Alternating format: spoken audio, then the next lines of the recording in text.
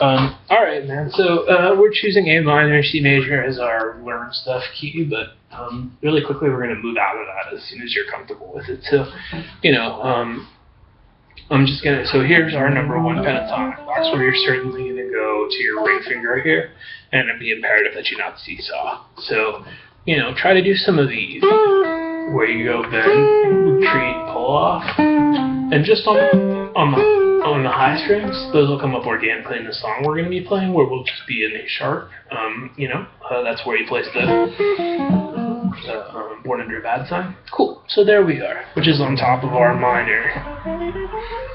One that you might not complete across these strings so often, but if you do, however you usually do this, I go obvious, then one single pinky reach, and then I fall back into this right here. So it's like yuck, normal, yuck, normal, rather than normal, now I'm stuck into single note land.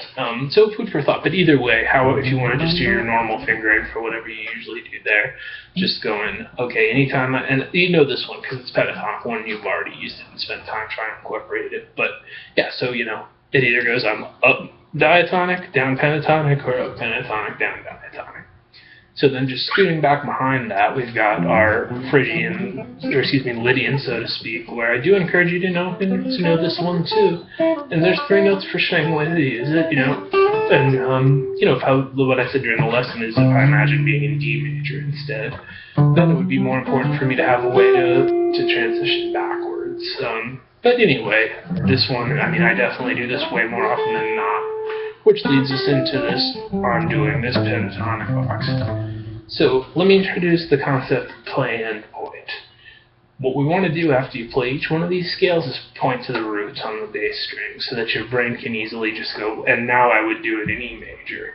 So you're going to be going, I've just played the major scale 1, now I'm playing the pentatonic, and afterwards go, minor, major, or if you feel like you didn't need to do that, versus that's just already on autopilot. So, up pentatonic, down diatonic, up diatonic, down pentatonic. That brings us to pentatonic third box, which is really just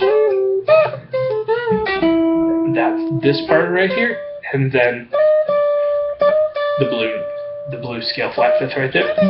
So, and then, in theory, there's really no good way to go through it other than that, but we talked at length about kind of never mind those strings, or if you're playing a hybridized lick, get to this point in your live, and then move up into, these types of phrasings. So that would go like, I'm playing the major scale, and you could just stop there if you wanted, or, and then here's this, speaking of major pentatonic, using this chord shape as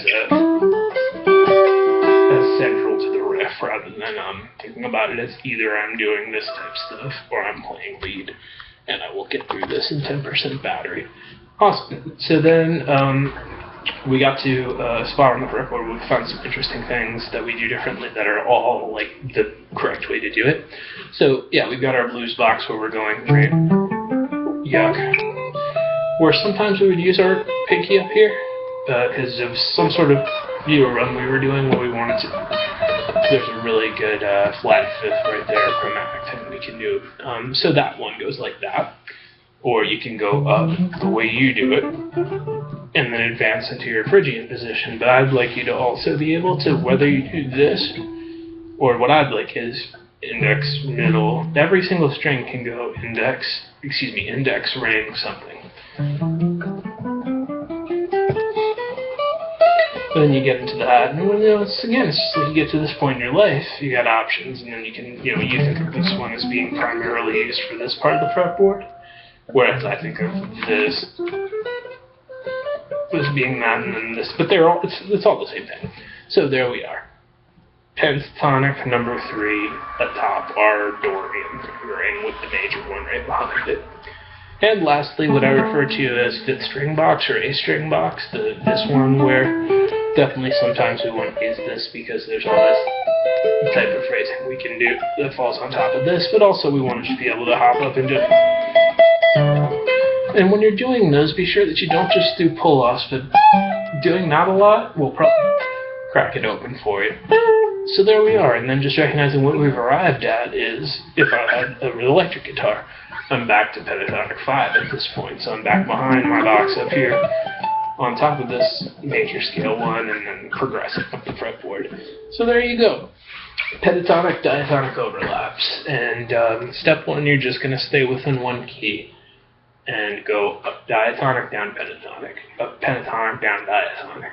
When that gets just autopilot for one key, then camp out at one spot on the fretboard and call out random ass keys to yourself. And, like, okay, so E flat major. I can go this one, or I can go up my behind the box fingering. Okay, F major, there it is. So I can go this one, or my fretting, and be sure whichever order is most comfortable for you. Like, if that's up diatonic, down pentatonic, that you do it the other way, too.